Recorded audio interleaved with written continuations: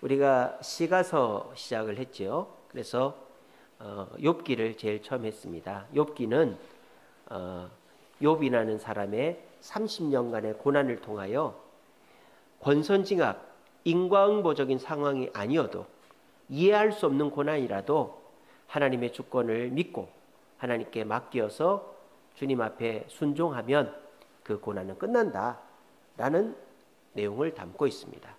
그래서 시편은 내용들을 보완한다 그랬죠. 우리가 창세기부터 에스더서까지를 역사서라고 그랬죠. 역사서는 하나님이 말씀을 내려주셨는데 그 말씀에 순종하면 복을 받고 불순종하면 벌을 받는다. 이게 역사서다. 그렇게 말씀드렸죠. 그래서 그 하나님이 말씀을 주신 것을 인간들이 어떻게 반응하는가 하는 것, 인간의 실존적인 반응이 시가서다 그랬죠. 욥기, 시편, 잠언, 전도, 아가서 5편이 시가서다. 다른 말로 문학서다 이렇게 합니다. 뭐 다 시는 아니기 때문에. 그래서 욥기는 희곡의 대본과 같은 형식이다. 왜냐하면 뭐 엘리바스, 빌닷, 소발, 엘리후, 또 다윗, 욥, 하나님, 요 사람들이 대화하는 게 욥기지 않습니까? 그래서 연극의 대본, 대화가 주로 쓰여져 있는 게 희곡의 대본이잖아요. 그래서 이 연극의 대본이잖아요. 그래서 욥기는 희곡이다. 종류가 그렇게 보고요. 시편은 시곡, 잠언, 전도, 아가서는 수필이다. 솔로몬이 40대 때 쓴 것은 잠언, 그리고 노년에 쓴 것은 전도서, 또 젊었을 때 쓴 것은 노년에 쓴 것은 전도서, 젊었을 때 쓴 것은 아가서, 이렇게 되는 것이죠. 그래서 아가서는 시편이죠. 그래서 시죠. 그래서 이 시가서는 문학이라는 장르를 가지고 인간이 자신의 감정을 이제 표출하는 그런 내용이 시가서다. 우리가 조선 시대 때도 보면은 세종대왕 뭐 이런 왕들의 조선 왕조 실록이 있습니다. 그거는 왕의 역사죠. 위에서의 역사고 백성들의 야사가 또 있지 않습니까? 그런 것처럼 이 시가서는 하나님의 말씀을 받았지만 그 말씀 앞에 기뻐하고 즐거워하고 괴로워하고 화내는 인간의 희로애락이 담긴 게 시가서다 그랬고, 이 시가서는 서로 보완을 이룬다 그랬죠. 시편은 인간의 감정을 여과 없이 직접적으로 분출하는 게 시편이라 그랬죠. 희노애락, 기쁘고 슬프고 화나고 뭐 이런 거를 직접적으로 분출하는 게 시가서다 그랬어요. 시편이다 그랬어요. 그리고 잠언은 인간의 감정을 어떻게 다스릴 것인가, 그래서 교훈적인 내용이죠. 인간이 화가 날 때는 어떻게 해야 되냐, 뭐 인간이 슬플 때는 어떻게 해야 되냐, 서로 갈등이 생겼을 때 어떻게 해야 되냐, 자녀한테 어떻게 해야 되냐, 부모한테 어떻게 해야 되냐, 이런 인간의 감정을 다스리는 법이 잠언이라고 그랬어요. 그래서 잠언의 핵심은 하나님 뜻대로 하면 복을 받고 뜻대로 안 하면 벌을 받는다. 그래서 지혜가 최고다. 그게 잠언이라고 그랬죠. 근데 그 권선징악, 착하면 복을 받고 나쁘면 벌을 받는다가 무조건 그렇게 되는 게 아니라고 그랬죠. 그거를 보완하는 게 욥기라고 그랬죠. 그래서 욥은 착한 사람이었지만 벌을 받았잖아요. 그 고난을 당했잖아요. 그게 뭡니까? 권선징악, 인과응보와 같이 착한 사람은 무조건 복을 받는다라는 것이 현실에서는 그렇지 않을 때도 있다. 그럴 때 어떻게 해야 되는가? 하나님의 주권을 믿고 인내하면 그 고난도 끝나고 2배의 복을 받는다 하는 게 욥기다 그랬죠. 근데 그렇게 살면은 너무 허무하잖아요. 열심히 사는데 벌을 받는다? 얼마나 허무합니까? 그런 허무한 욥기의 상황을 보완하는 게 전도서다 그랬죠. 헛되고 헛되니 모든 것이 헛되다라고 고백하지만 하나님을 경외하는 것만큼은 헛되지 않다. 그래서 우리가 하나님을 경외하는 삶을 살면 욥기와 같이 허무한 그런 정말 고난을 만나도 잘 이겨나갈 수 있다. 그래서 이 시가서는 인간의 감정을 직접적으로 표출하는 시편, 그 감정을 잘 통제하고 다스려서 통제하고 다스리는 지혜인 잠언, 그런데 권선징악적인 상황임에도 불구하고 어려움을 당하는 것을 이해시키는 욥기, 근데 그런 착한 일을 해도 벌을 받는다라는 것에 대해서 허무해하는 것을 보완하는 전도서, 이렇게 서로가 보완 관계에 있다라는 것을 지난 시간까지 말씀을 드렸습니다. 그리고 우리가 지난 시간에는 욥기를 아주 상세하게 살펴봤죠. 그래서 이 욥이라는 사람은 아브라함 때의 사람이고, 그리고 이 욥이라는 사람은 아무 문제가 없었는데 하나님께서 시험하셔서 재산을 다 잃고 10명의 자녀를 잃고 몸에 질병까지 걸렸습니다. 그게 70세에 시작해서 100세에 끝났다 그랬죠. 그래서 욥이 고난을 69년 몇 개월 산 이후에 욥의 친구들 엘리바스, 빌닷, 소발이 찾아왔다 그랬죠. 일주일 동안 아무 말이 없어요. 근데 그 이후로부터 욥한테 얘기를 하기 시작합니다. 근데 그게 욥을 위로하는 말이 아니라 욥을 책망하고 욥을 재판하는 말이죠. 너가 죄가 있으니까 이런 벌을 받지, 너의 죄를 고백해라. 엘리바스는 나이가 제일 많은 사람으로 점잖게 얘기하고, 빌닷은 비꼬면서 얘기하고, 소발은 저주하면서 얘기합니다. 네가 삼킨 것은 다 삼킨 것 때문에 악이 똥으로 나온다, 뭐 그런 얘기하고, 그 다음에 소발은 뭐라 그럽니까? 왕골이 진펄에서 나지 안 익던 굴에 연기 나겠냐, 이런 식으로 비꼬고, 소발이 또 그랬죠. 시작은 미약하지만 끝은 창대할까, 그 비꼬는 말이라 그랬죠. 그런 식으로 엘리바스는 점잖게, 빌닷은 비꼬고, 소발은 너는 들나귀 새끼 같다, 뭐 그런 식으로 굉장히 저주를 하고, 그렇게 세 친구가 돌아가면서 욥한테 질문했지만 욥은 친구들한테는 너희들이 나에게 재난을 주는 위로자구나, 뭐 그렇게 얘기하고, 나중에는 난 너희들하고 얘기하기 싫다, 나는 내 대속자 예수님이 오시면 나를 해결해 주실 거다, 그렇게도 얘기하고, 또 그 친구들이 막 얘기할 때 너희들 이런 거 알아 하면서 하늘에 물이 구름으로 쌓여 있는 거 알아? 지구가 허공에 달려 있는 거 알아? 그러면서 친구들의 말에 반박하고, 그렇게 막 대화를 해서 대화가 결론이 나지 않았죠.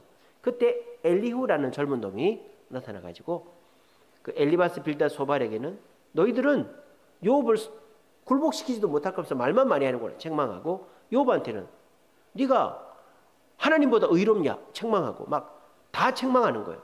그래서 어떤 사람은 엘리바스를 어떤 안내자, 엘리바스를 뭐 좋은 사람이라고 하는데 절대 좋은 사람 아닙니다. 엘리후를. 왜냐? 이 엘리후는 그런 문제의 해답은 당사자가 제일 잘 알아요. 그거를 공감해주고 위로해주는 게 그 문제에 대해 조언자가 해야 될 일인데, 엘리후는 그냥 내립다 다 야단만 치는 거죠. 그래서 그 얘기를 듣다 이제 그 욥이 이제 못 참고 하나님을 원망하려고 하는 차에 하나님이 나타나서, 욥, 네가 모든 걸 다 안다고? 너 얘기해봐. 천지가 창조되는 거 너 봤냐? 동물들이 새끼 나는 거 너 봤냐? 베헤못과 리워야다는 너 아냐? 모르잖아. 너가 모르는 것도 있고 고난도 네가 모르는 게 있는 거야. 그랬더니 욥이 전에는 귀로 들었는데 이제는 눈으로 봅니다, 이러면서 하나님의 그 고난을 그대로 받아들이니까 이제 고난도 끝나고, 그래서 2배의 복을 받는다 하는 게 욥기였죠. 그래서 욥기는 인간이 고난을 만났지만 그 고난 앞에서 절대 하지 말아야 될 게 뭐다? 원망과 불평이다. 원망과 불평을 하면 안 돼. 사람한테도 안 하는 게 좋고, 특별히 공개적인 자리에서 하나님을 원망하는 거를 절대 하면 안 된다. 그게 욥기의 핵심이고요. 그리고 욥기에서 우리에게 가르쳐 주는 것은 내가 잘못이 없는데도 고난을 당할 수 있다. 그것 또한 하나님의 주권에 맡겨야만 우리는 신앙이 한 단계 성숙한다. 그런 얘기를 이제 제가 드렸습니다. 이제 오늘은 시편으로 들어갑니다. 방송실 PPT로 넘겨주세요. 방송실 PPT로 넘겨주세요. 자, 시편의 주제는요, 찬양과 기도를 받으시는 하나님이다. 왜냐하면 이 시편은 찬양이죠.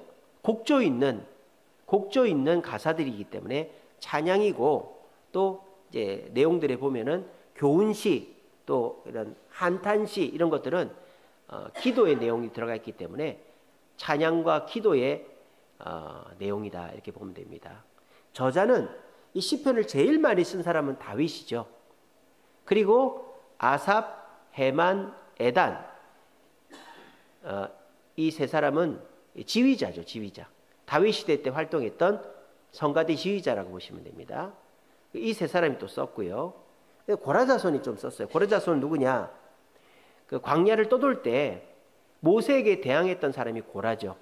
그래서 그 고라 자손의 일부가 땅이 갈라져서 땅에 파묻혀 죽었습니다. 근데 남은 고라 자손들은 더 이상 하나님께 모세에게 대항하지 않고 순종하고 성전 문지기로 살았어요. 그래서 이 고라 자손들이 바르게 살아가지고 결국 하나님 곁에 머무는 그런 고라 자손들이 됐습니다. 고라 자손들이 쓴 시편도 있고요. 그 대표적인 게 사슴이 시냇물을 찾기에 갈급함 같이 내 영혼이 주를 찾기에 갈급합니다. 요 시편이 고라 자손의 시편이죠. 그 다음에 이제 솔로몬도 시편을 좀 썼고요. 모세가 딱 한 편 썼어요. 모세가 딱 한 편을 썼기 때문에 시편의 연대가 기원전 1500년대까지 가는 거예요. 시편이 1000년 동안 기록이 된 것으로 되는 거죠. 그래서 이 시편은 모세서부터 포로기한 백성들에게까지 1000년 동안 기록된 시편이다. 이렇게 보는 거예요. 시편의 목적은 먼저 개인의 감정을, 희노애락의 감정을 찬양, 노래하거나 또는 고백하는 것이 이제 시편의 첫 번째 목적이고요. 두 번째는 어떤 종교적인 행사, 왕의 취임식이라든지 또는 뭐 제사 또 이런 거 하기 전에 이제 그거를 이렇게 부르는, 우리로 말하면 애국가 같은 거, 그런 거죠. 그래서 한번 성경을 한번 펴보세요. 자, 시편 2편 보세요. 자, 시편 다 펴보세요. 시편을 뭐 다 읽지는 않지만 제가 이제 확인을 시켜드립니다. 이게 뭔지. 시편 2편 보면 어찌하여 이방 나라들이 분노하며 민족들이 헛된 일을 꾸미는가. 세상의 군왕들이 나서며 악인들이 서럽게 하여 여호와의 기름 부은 받은 자를 대적한다. 내용 굉장히 뭡니까? 뭔가 좀 무겁죠. 이거는 왕의 등극식, 왕이 취임할 때 이 시편을 노래로 불렀다 그래요. 그래서 그렇고요. 30편 한번 펴보세요. 오늘 좀 왔다 갔다 합니다. 시편 30편. 파란색으로 표제가 써 있죠. 성전 낙성가라고 돼 있죠. 성전 이제 다 짓고 난 다음에 쉽게 말하면 준공식, 입당식 이런 거 할 때 불렀다는 거예요. 또 뭐 몇 주년, 성전 몇 주년 때마다 이 30편을 불렀다 이 말입니다. 그래서 여호와여 내가 주를 높일 것은 주께서 나를 끌어내서 원수로 하여금 나를 말미암아 기쁘게 하지 못하셨나이다. 그래서 이 하나님께 기도했더니 하나님께서 우리의 슬픔을 변하여 춤이 되게 하셨다. 그 내용이 30편이거든요. 그래서 우리가 이 성전으로 말미암아 고난을 이기고 하나님의 축복을 받게 되었다. 성전 낙성식 할 때마다 부르는 게 30편입니다. 그 다음에 45편 한번 보세요. 시편 45편. 고라자손의 마스길이다 이렇게 돼 있죠. 그래서 이 시편 45편은 왕의 결혼식 때 불렀다 그래요. 그래서 내용을 한번 보시면 내 마음이 좋은 말로 왕을 위하여 지은 것을 말하리니 내 혀는 글솜씨가 뛰어난 서기관의 붓글과 같도다. 그런 식으로 해서 왕에 대해서, 그래서 왕은 만세를 기억하게 하리니 그러므로 만민이 왕을 영원히 찬송하리로다. 왕이 취임할 때, 왕이 결혼할 때 불렀던 노래가 45편이에요. 이렇게 시편은 행사할 때 그 행사의 앞이나 후에 불렀던 노래입니다. 그 다음에 개인적으로 그런 신앙의 고백을 한 거를 사람들한테 얘기해 주는 거예요. 그래서 사람들 이렇게 자녀들이나 가족들을 앉혀놓고 이 시편을 노래로 불러주는 거죠. 그러면 저렇게 살아야 되겠구나. 그래서 신앙에 대해서 노랫말로 가르치는 12개 정도가 있습니다. 그리고 일상생활에 교훈을 주는 시편도 있습니다. 마스길이라는 말 자체가 교훈이라는 뜻입니다. 그래서 시편은 4가지 목적이 있습니다. 첫째는 개인의 감정을 드러내는 목적, 두 번째는 행사에 부르는 노래의 목적, 세 번째는 사람들, 가족들이나 이웃들에게 교훈을 주는, 이렇게 가르치기, 신앙심을 고취하는 목적, 네 번째는 교훈을 주는, 일상생활에 교훈을 주는 목적, 4가지 목적으로 이제 불린다라는 겁니다. 시편은 아시다시피 총 5권으로 되어 있죠. 한번 확인해 볼까요? 자, 시편 1편 제일 위에 보면 제1권이라고 돼 있죠. 그죠? 그 다음에 42편 펴보세요. 42편 위에 보면 제2권이라고 돼 있죠. 그 다음에 73편 펴보세요. 73편 위에 보면 뭐라고 돼 있어요? 제3권이라고 돼 있죠. 그 다음에 90편 펴보세요. 90편 제일 위에 보면 뭐라고 돼 있죠? 뭐라고 돼 있죠? 얘기해 보세요. 90편 제일 위에 뭐라고 돼 있어요? 제4권이라고 돼 있죠. 그 다음에 107편 펴보세요. 107편 제일 앞에 뭐라고 돼 있어요? 제5권이라고 돼 있죠. 이렇게 시편은 150편인데 뭐 5권씩 나눠서 뭐 이렇게 50편씩 나누고 30편씩 나누면 3, 55, 150편이잖아요. 그렇게 안 나누고 1편부터 41편까지가 1권, 42편부터 72편까지가 2권, 73편부터 89편까지가 3권 이런 식으로 나누는 거예요. 이건 왜 그렇게 하는지는 몰라요.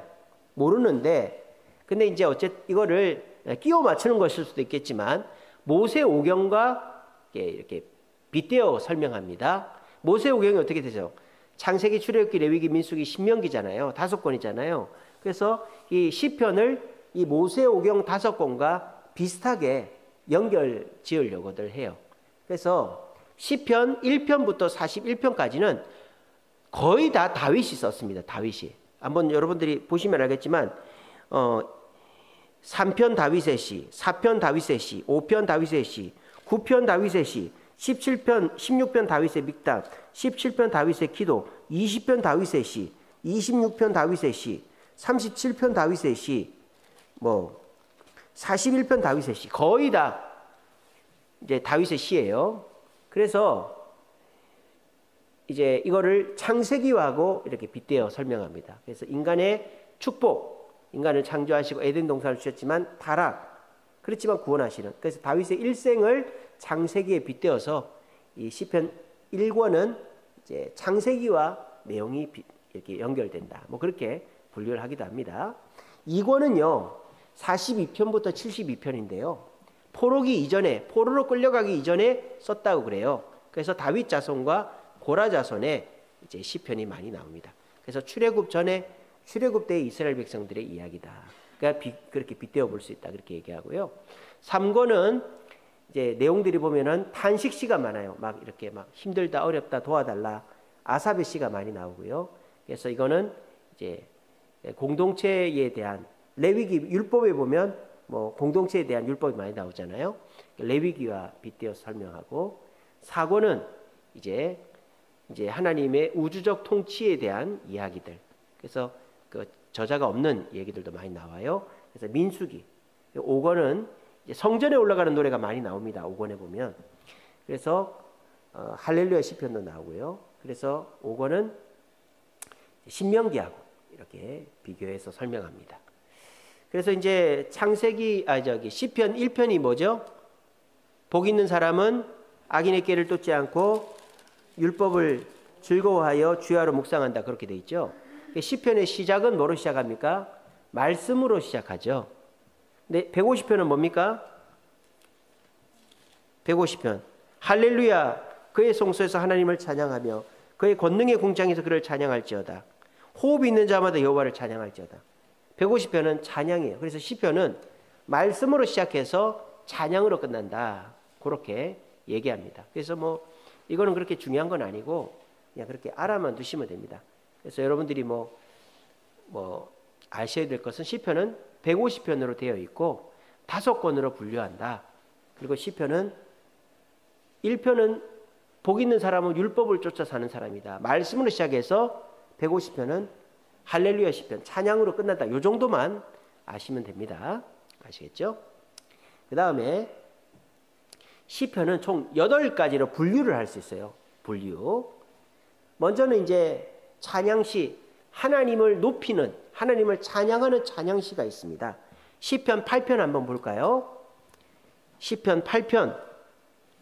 여호와 우리 주여, 주의 이름이 온 땅에 어찌 그리 아름다운지요. 주의 영광이 하늘을 덮었나이다. 여러분 잘 아시죠? 찬양으로도 여호와 우리 주여 찬양도 있지 않습니까? 이런 하나님을 찬양하는 시를 찬양시라고 분류하는 겁니다. 그리고 두 번째는 감사시가 있죠. 찬양시하고는 비슷하긴 한데 개인적으로 내가 뭔가 어려움을 극복해서 하나님께 감사하는 내용이 들어간 찬양시를 감사시다 그렇게 얘기합니다. 시편 9편이 대표적인 감사시죠. 9편 한번 볼까요? 내가 전심으로 여호와께 감사하며 주의 모든 귀한 일들을 전하리이다. 그러니까 하나님께 감사한다고 그랬지 않습니까? 그래서 이렇게 하나님께 개인적인 감사의 내용이 들어간 걸 감사시라고 그래요. 자, 이거를 제가 왜 설명하느냐? 이 시편의 종류를 알아야 내용 파악이 됩니다. 제가 여러분들이 이 시편은 내용 파악이 힘들어요. 시라는 것 자체가 굉장히 응축되어 있는 거잖아요. 글자도 작게 또 이 배경을 모르고 저자를 모르고 하면은 이해를 할 수가 없어요. 그러니까 여러분들이 이 시편을 개인적으로 읽고 이해하기가 굉장히 어렵습니다. 그래서 우리가 이 시편 공부를 이제 하는데 이 150편을 다 살펴볼 수는 없어요. 그래서 저는 어떻게 하느냐? 여러분들이 개인적으로 시편을 읽고 그 시편의 내용을 어느 정도는 이해할 수 있는 방법을 가르쳐 드리려고 합니다. 아시겠죠? 그 시편을 이해를 하려면 이 시편이 어떤 종류인가를 먼저 알아야 돼요. 그런 거에 대해서 제가 말씀드리니까 그래서 시편은 첫째 찬양시가 있다. 하나님을 찬양하는 시가 있고 두 번째 감사시. 찬양하지만 내게 좋은 일이 있어서 개인적으로 좋은 일이 있어서 감사하는 걸 찬양시라고 한다는 겁니다. 자, 탄원시. 탄원이 뭡니까? 도와주세요. 억울합니다. 이게 탄원이잖아요. 하나님께 호소하는 노래를 탄원시라고 그래요. 근데 이거는 두 가지 종류가 있어요. 개인적인 탄원을 하는 게 있고 또 그 민족적인 탄원을 하는 게 있어요. 개인적인 탄원은 대표적으로 3편, 시편 3편 보세요. 다윗의 시편이죠. 여호와여 나의 대적이 어찌 그리 많은지요. 일어나 나를 치는 자가 많습니다. 다윗의 개인적인 탄원이죠. 이런 거는 개인적 탄원시라고 하는 거예요. 근데 44편 한번 보세요. 44편. 하나님이여 주께서 우리 조상들의 날 곧 옛날에 행하신 일들을 그들이 우리에게 일러주매 우리 귀로 들었나이다. 그러면서 우리 조상들은 번성케 했습니다. 그런데 우리는 왜 이렇게 힘들게 하십니까? 9절에 보시면 이제는 주께서 우리를 버려 욕을 당하게 하시고 우리 군대와 함께 나아가지 아니하시나이다. 그럽니다. 그러면서 단언하죠. 26절 맨 끝에 보세요. 일어나 우리를 도우소서. 우리를 도와달라고 그러죠. 주의 인자하심 말미암아 우리를 구원하소서. 민족적 단언시단 말이에요. 그래서 호소하는 시가 단언시인데 다윗 시편처럼 개인적으로 호소를 하는 경우도 있고 집단적으로 민족적인 호소를 하는 경우도 있다. 그렇게 보시면 됩니다. 그 다음에 이제 제왕시. 이거 뭡니까? 하나님의 위대하심, 하나님의 통치하심을 찬양하는 시편. 아까 우리가 봤죠? 시편 2편 같은 거. 어찌하여 이방 나라들이 분노하며 민족들이 헛된 일을 꾸미는가? 그때에 하나님이 분을 바라고 진노하사 그들을 놀라게 하신다. 그래서 하나님의 그 왕으로서의 위대하심을 노래하는 게 제왕시다라는 거예요. 그 다음에 회개시가 있죠. 내가 죄를 지었을 때 실패했을 때 하나님께 잘못했습니다 하는 거.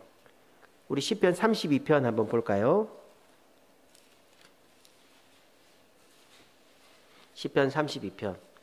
허물의 사함을 받고 자신의 죄가 가려진 자는 복이 있다. 그렇게 얘기하죠. 그래서 다윗이 자기가 죄를 지었을 때 하나님 앞에 잘못했습니다. 그렇게 고백하는 게 이제 회개시입니다. 그 다음에 이제 시편 120편부터 134편까지는 순례자의 시예요. 성전에 올라가면서 불렀던 노래다라는 거예요. 그래서 이게 이제 매년 6월절 초막절 6월절 77절 초막절마다 집안의 대표가 가야 되잖아요. 갈 때마다 불렀던 노래가 바로 이 순례자의 시. 한번 볼까요? 시편 120편 한번 펴보세요.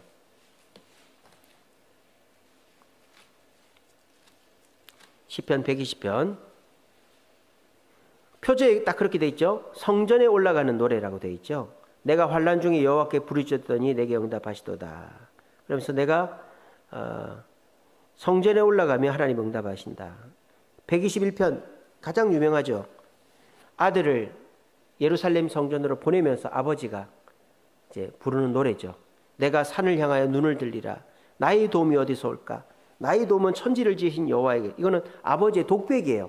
혼자 밤중에 일어나서 하는 거예요. 그리고 아들 깨워가지고 보내면서 아들한테 하는 말이 3절이죠.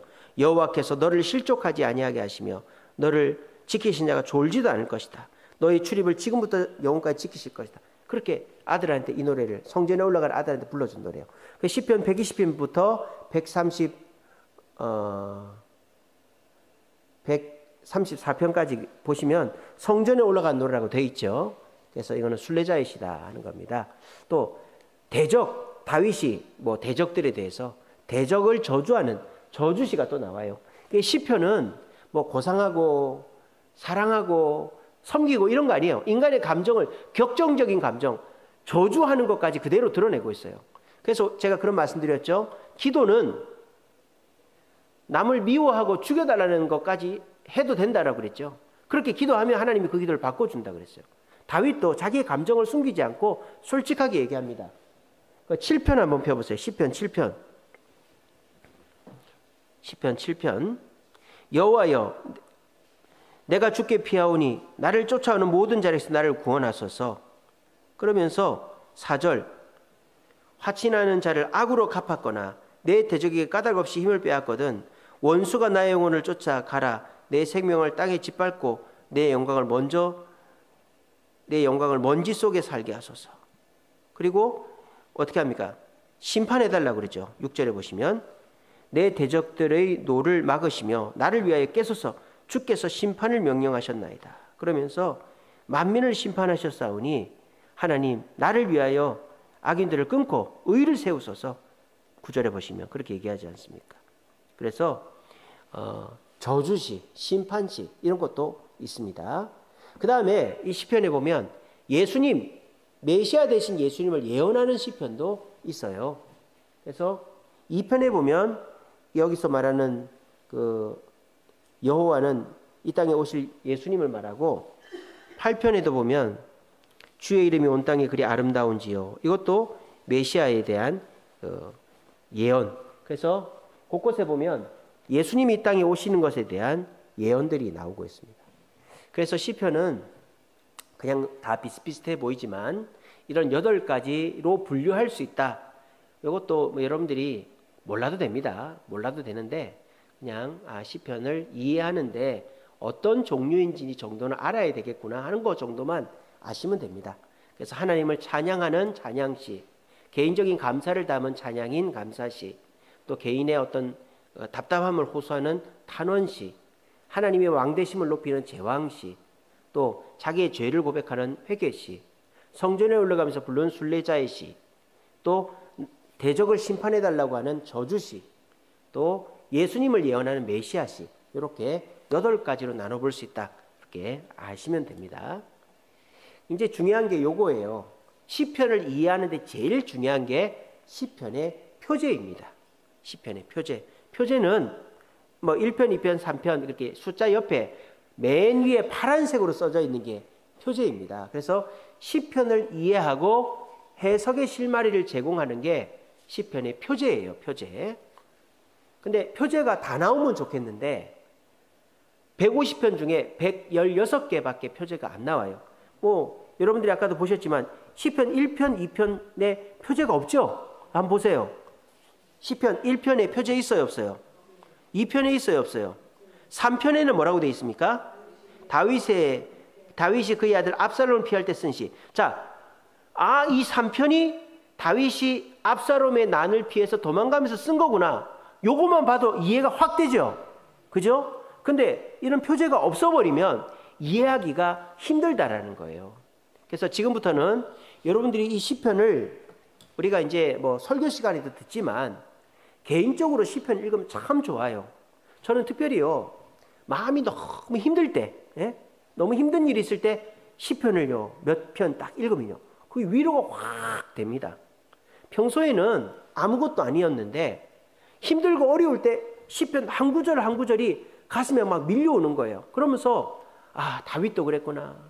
아삽도 그랬구나. 고라자손도 그랬구나. 아, 그 성전에 자녀를 보낸 아버지의 마음이 저렇구나. 그러면서 막 위로가 엄청 되는 거예요. 여러분, 위로는 누가 줍니까? 나와 똑같은 고난을 당한 사람이 위로를 주는 거예요. 뭐 정치인이 와서 뭐 연예인이 와서 괜찮아요, 잘 될 거예요, 이런 걸로 위로가 안 돼요. 오히려 자녀가 병에 걸렸으면 똑같이 자녀가 병에 걸렸던 사람이 손을 잡아줄 때, 내가 암병에 걸렸으면 암병에 걸린 사람이 내 손을 잡아줄 때 위로가 되는 거예요. 마찬가지로 여러분들이 힘들 때요, 이 시편을 한 편, 두 편씩 한번 읽어보세요. 그러면요, 너무 위로가 됩니다. 그래서 저는 개인적으로 이제 그렇게 해보는데, 그래서 여러분들이 시편을 개인적으로 그렇게 읽는단 말입니다. 근데 이거를 제대로 이해를 못하면은 어떻게 되느냐? 엉뚱하게 시편을 적용할 수가 있는 거예요. 그래서 제가 최대한 여러분들이 개인적으로 시편을 읽어도 잘못 이해하지는 않게끔 시편을 이해하는 법을 가르쳐 드립니다. 이거는 이 성경에 나오는 시편이나 교과서에 나오는 시나 이해하는 방법은 똑같아요. 아시겠죠? 그래서 제가 국어를 가르쳤기 때문에 교과서에 나오는 시를 이해하는 방법으로 이 시편을 보면 틀리지 않게 이해를 할 수가 있습니다. 아시겠죠? 그래서 여러분들이 시편을 이해할 때 가장 중요한 것은 이 시편의 표제를 먼저 보는 거예요. 근데 시편 1편이나 2편은 표제 자체가 없잖아요. 이런 거는 잘 봐야 되는 거예요. 잘 봐야 돼요. 그래서 이 표제가 있으면 이해하는 데 정말 도움이 많이 됩니다. 그러면 이 표제에는 어떠한 내용들이 나오느냐? 첫째는 저자의 이름이 나와요. 저자. 제가 밑에 이제 예로 하나 해놨죠. 시편 52편 보면은 다윗의 시다 이렇게 딱 돼 있어요. 그러면 이 시는 누가 썼다는 거예요? 다윗이 썼다는 거죠. 또 고라자손 또는 아삽 이렇게 돼 있으면 그건 고라자손이 썼다는 게 아니고 아삽이 썼다는 게 아니고 고라자손들의 시를 모았다는 거고 아삽이 그때 유행하는 시를 모았다는 거예요. 물론 쓴 것도 있겠지만, 그래서 단순히 아삽이라고 해서 아삽이 다 쓴 건 아닙니다. 또 다윗이라고 해서 다윗이 다 쓴 것도 아니고, 그래서 다윗이 썼거나 누가 썼거나 그 시대에 있었던 시를 모은 사람이 이름이 나오는 거예요. 그 다음이 시의 종류, 제가 아까 말씀드렸죠.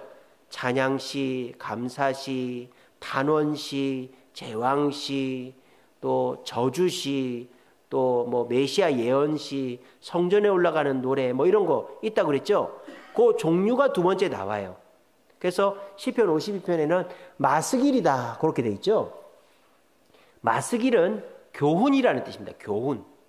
그러니까 이 시는 어떤 찬양이나 감사나 저주나 이런 게 아니고 이게 자녀들이나 주변 사람들한테 교훈을 주는 교훈의 내용이구나. 그렇게 이해를 딱 이해하시면 되는 거예요. 그 다음에 세 번째로 나오는 게 예배적 설명이에요. 이거 뭐냐? 이게 어떤 곡조, 어떤 악기로 연주하고 불러야 되는가?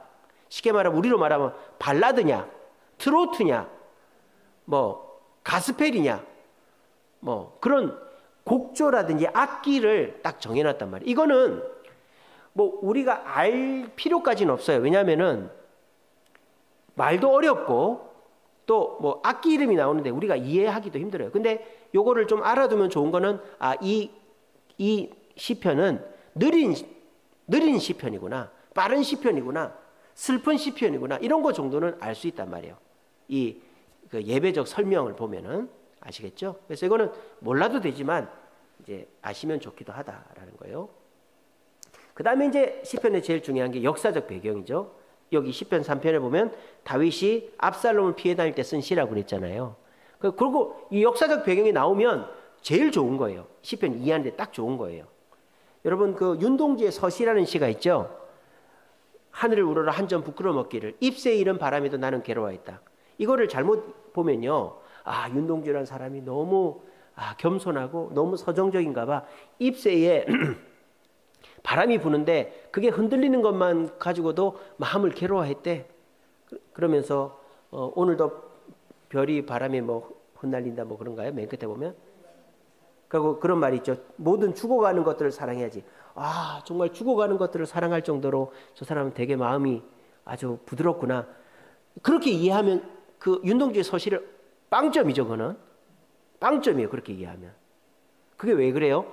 윤동주가 그 서실을 썼을 때 역사적 배경을 모르기 때문인 거예요. 윤동주가 제가 항상 뭐 몇 번씩 예를 들지만 윤동주가 그 서실을 쓸 때 어떻게 쓴 겁니까? 일본에 유학 가가지고 다른 친구들은 막 독립운동 하는데 자기는 독립운동 안 하고 공부만 하고 있으니까 부끄럽단 말이에요. 그래서 자기가 하늘을 우러러 한 점 부끄러움 없기를. 나 부끄러움이 없었으면 좋겠다. 잎새 이는 바람도 나는 괴로워했다. 그게 뭡니까? 나 너무 괴롭다 이 말이에요. 독립운동 안 하니까. 하지만 내가 있는 자리에서 최선을 다하겠다. 모든 죽어가는 것들을 사랑해야지. 그게 뭡니까? 내가 있는 자리에서 내가 할 수 있는 걸 하겠다. 오늘도 바람이 별에 분다든가 맨 끝에 제가 생각이 안 나네요. 뭐 그렇게 이제 마무리를 짓지 않습니까? 마찬가지로 그 시를 쓴 사람이 어느 배경으로 그 시를 썼는가를 알아야만 시를 바르게 이해를 할 수가 있는 거예요. 그래서 우리가 그 수능을 볼 때요, 문학 같은 경우에는 시를 많이 알고 있는 게 중요합니다. 이 시는 누가 언제 썼다. 그리고 이 시를 쓴 사람이 뭐 어떤 사람인가. 북한으로 월북한 사람인가. 아니면 뭐 이 사람이 시골 사람인가. 이 사람이 뭐 일본 유학한 사람인가. 이런 배경을 알고 있어야만 그 시를 바르게 이해할 수 있고 정답을 알 수가 있는 거예요. 그러니까 문학은 공부를 많이 안 해놓으면 성적을 못 받아요. 문학이 제일 어려워요. 그래서 이 시에서 역사적 배경이 굉장히 중요합니다. 그런 것들. 근데 이제 그 표제가 저자, 종류, 또 그 장르, 배경이 다 안 나와요. 자, 3편만 해도 그렇죠. 3편에는 표제가 이렇게 되어 있습니다. 다윗의 시, 아들을 피해서 지은 시다 이렇게 되어 있죠. 여기는 뭐만 나오는 거예요? 저자하고 역사적 배경밖에 안 나오죠. 시의 종류하고 장르는 안 나오는 거예요. 아시겠죠? 그래서 표제에 이 네 가지가 다 나오지는 않아요. 다 나오지는 않지만 어쨌든 표제가 내용 이해하는 데 제일 중요하다라는 겁니다. 자, 그러면 이 첫 번째 저자하고 모음집에 나오는 모음집 이름을 가진 표제는 어떤 것들이 있느냐? 먼저 이제 고라자손이라고 돼 있는 저자 이름이 나오죠. 이거는 아까 말씀드렸죠. 모세 때 모세에게 반역했던 그 고라의 후손들이 쓴 시편이다라는 거예요. 그 다음에 다윗의 시편은 잘 아시죠? 다윗이 쓴 거고, 솔로몬의 시편도 솔로몬이 쓴 거고, 또 아삽, 헤만, 여두둔 이 사람들은 다윗 시대 때 지휘자라 그랬죠. 그런 사람이 쓴 거고, 모세가 쓴 것도 있고. 그래서 이거는 어떤 사람이 썼다라는 거, 그리고 그 사람이 모은 시다 이렇게 이해하시면 됩니다. 그 다음에 두 번째 시의 종류는 이게 기도시다 이렇게 되어 있는 게 있어요. 기도시, 기도다, 시다, 노래다, 마스길이다, 그리고 믹담이다. 마스길도 교훈이고 믹담도 교훈이라는 뜻이에요. 교훈. 믹담은 교훈이긴 한데 금언시다. 굉장히 좀 무겁고 뭐 그런 시다. 그런 거예요. 자, 믹담이라고 되어 있는 게 시편에 총 6개가 나오는데 한번 확인해 볼까요? 16편 한번 보세요. 시편 16편. 시편 16편 표제가 뭐라고 되어 있어요?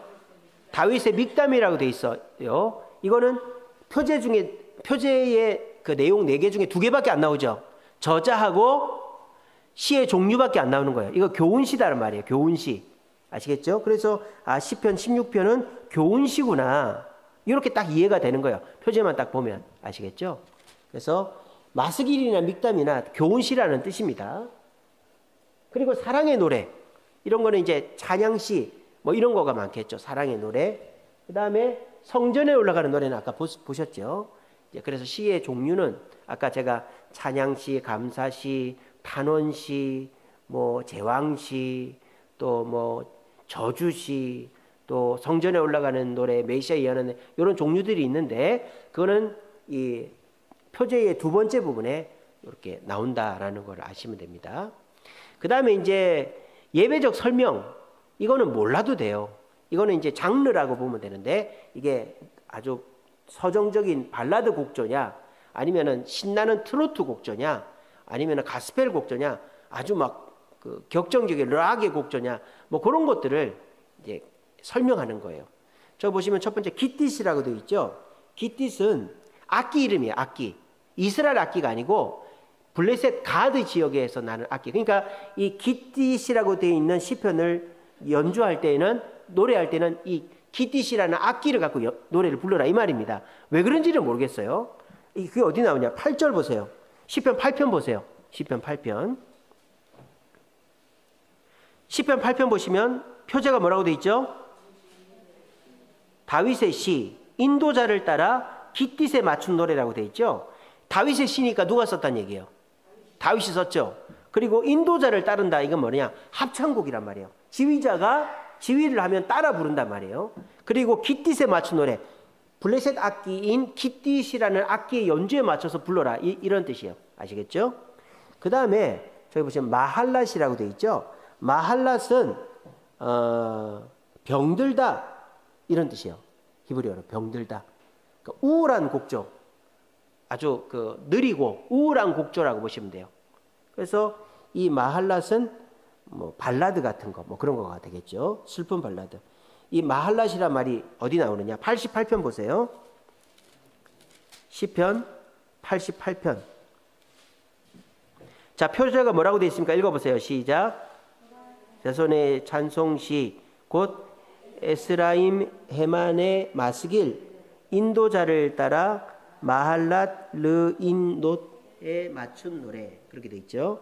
이 표제가 고라 자손이 썼다 그랬죠. 저자가 나옵니다. 찬송시라고 돼 있죠. 찬양시라고 종류가 나오죠. 그리고 에스라임 헤만의 마스길, 그러니까 헤만이 주는 교훈이다, 교훈적인 내용도 들어가 있다는 거예요. 또 인도자를 따랐다, 이건 지휘가 들어간다는 거죠. 그리고 마할랏 르안롯이라고 되어 있죠. 그래서 이거는 이제 아주 우울한 곡조의 노래다. 이 하나밖에 없어요. 마할랏의 장르는 88편밖에. 그 다음에 여기 보시면 뭇라벤이라고 되어 있죠. 뭇라벤. 이것도 마할랏이랑 비슷해요. 슬픈 곡조를 말하는 거예요. 슬픈 곡조. 이거 딱 하나 나와요. 9편 보세요. 9편. 시편 9편 보세요. 좀 왔다 갔다 하더라도 여러분들한테 시편을 이제 제대로 이해시켜 드리려고 하는 거니까, 확인시켜 드린 거니까 한번 보세요. 9편에 보시면 다윗의 시, 인도자를 따라 물라벤에 맞춘 노래다, 이게 돼요. 물라벤이라고 나오죠. 이것도 슬픈 곡조예요. 마할랏이나 물라벤이나 슬픈 곡조입니다.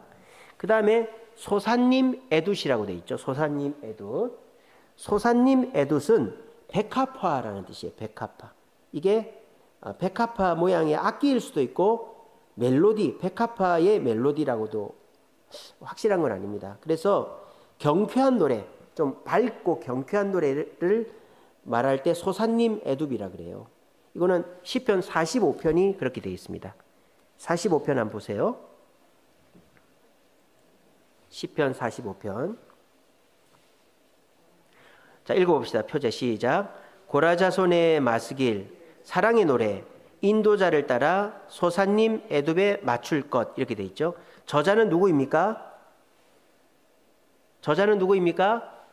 고라자손이죠. 자, 이거 연습을 해야 돼요. 표제를 이해하는 법. 자, 종류는 뭡니까?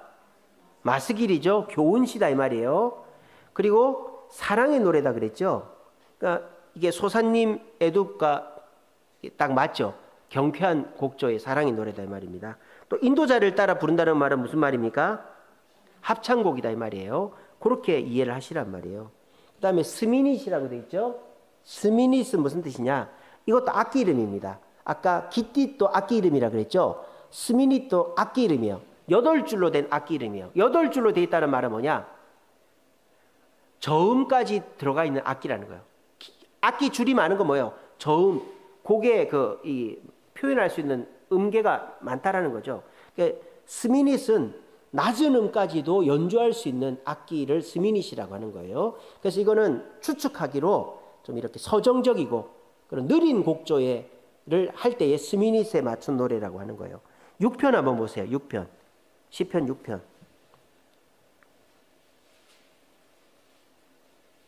자, 표제 한번 읽어봅니다. 시작.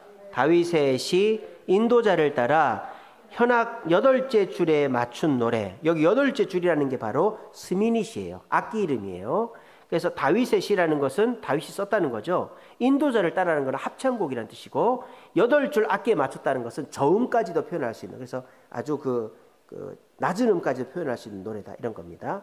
그 다음에 야엘렛 샤할, 보입니까? 야엘렛 샤할이라는 말이 있는데요. 저거는 새벽 암사슴이라는 뜻이에요. 새벽 암사슴. 그러니까 뜻은 그런데 추측하기로 이제 좀 경쾌한 그런 시편이 아닐까, 그 곡조가 아닐까, 장르가 아닐까, 그렇게 봅니다. 22편 보세요. 22편.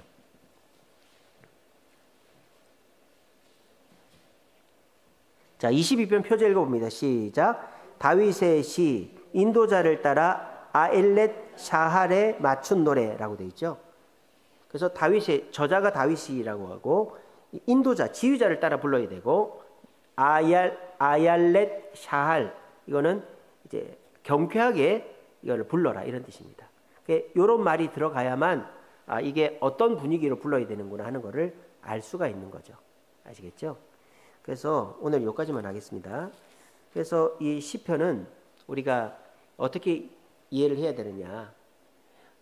먼저 인간의 희노애락을 이제 그냥 직접적으로 다 표현한 게 시편이다, 그렇게 이해하시고, 그래서 아까도 제가 말씀드렸다시피 시편은 개인의 희노애락을 고백하는 목적이 있고, 행사를 위한 노래, 그러니까 합창곡에 맞췄다는 게, 합창한다는 게 행사를 위해서 노래를 부른다는 거예요. 그 다음에 사람들을 모아놓고 신앙심을 고취하기 위해서 하는 목적, 또 이제 일상생활에 교훈을 주는 목적을 위해서 시편을 썼다라는 거예요. 또 시편은 총 150편인데 5권으로 나눠진다 하는 거 기억하시고, 말씀으로, 복 있는 사람, 말씀으로 시작해서 할렐루야, 찬양으로 끝난다, 이렇게만 기억하시면 되고, 시편은 8가지 종류가 있다. 하나님을 높이는 찬양시, 개인적으로 감사하는 감사시, 또 뭔가를, 그러니까 감정을 호소하는 탄원시, 그리고 하나님 통치를 높이는 제왕시, 개인적인 회개를 하는 회개시, 성전에 올라가는 순례자시, 또 원수를 저주해달라는 저주시, 그리고 메시아, 예수님이 오시는 걸 예언하는 메시아시, 이런 종류들이 있다. 이거는 참고로 하시면 되고, 이 표제가 제일 중요하다 그랬죠. 그래서 시편의 표제는 네 가지 내용이 들어가요. 저자, 그 다음에 종류, 그 다음에 어떤 장르인가, 발라드인가, 뭐 트로트인가, 뭐 빠른 곡인가, 느린 곡인가, 그리고 역사적 배경. 요게 표제. 근데 이 표제가 150편에 다 있는 것도 아니고, 어떤 시편에는 4개 중에서 몇 개밖에 없는 그런 것도 있다라는 거예요. 그리고 이제 저자나 모음집 이름은 고라자손, 다윗, 솔로몬, 아삽, 헤만, 여두둔, 모세, 이런 사람이 저자나 모음집 모은 사람입니다. 종류는 아까 말했던 8가지 그런 거고요. 그 다음에 마스길, 믹담, 이런 거는 교훈시다, 이렇게 보시면 됩니다. 그 다음에 예배의 설명, 그러니까 뭐에 맞춘 노래, 이게 예배적 설명이에요. 그래서 어떤 악기를 맞춰서 뭐 느리게 불러라, 빠르게 불러라, 이런 뜻입니다. 그래서 우리가 보면은 뭐 안단테, 뭐 포르테, 뭐 그렇게 이태리 말로 돼 있잖아요. 그게 뭐예요? 이거 노래는 빠르게 불러라, 중간 빠르기로 불러라, 이런 거 아닙니까? 그런 거랑 똑같다고 보시면 돼요, 이게. 그래서 깃딧이라는 것은 블레셋의 악기를 연주해서 이 노래를 불러야 된다. 마할랏은 이제 우울한, 좀 느린 노래다. 물라밴도 슬픈 느린 노래다. 소산님 에둡은 백합화, 경쾌한 노래다. 스미닛은 8줄, 낮은 음까지도 표현할 수 있는 악기로 연주하면서 불러라. 아얄렛 사할은 경쾌하게 불러라. 이렇게 표제를 이해하시면 되겠습니다.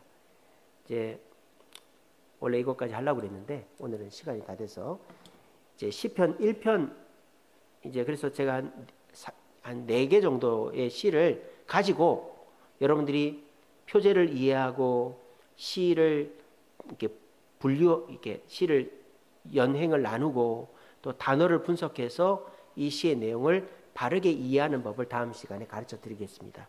그래서 여러분들이 시편을 바르게 이해하는 법을 알고 시편을 읽고 감정의 위로를 받을 때 이 시편은 우리의 우울증 치료제, 우리의 정신적인 영양제와 같은 것이 시편이 될 수 있다라는 걸 기억하시고 우리 오늘은 이 시편이 어떤 것인가 이렇게 개관만 하고 다음 시간에 이제 이 시편 1편을 부터 하나씩 보도록 하겠습니다. 기도하겠습니다.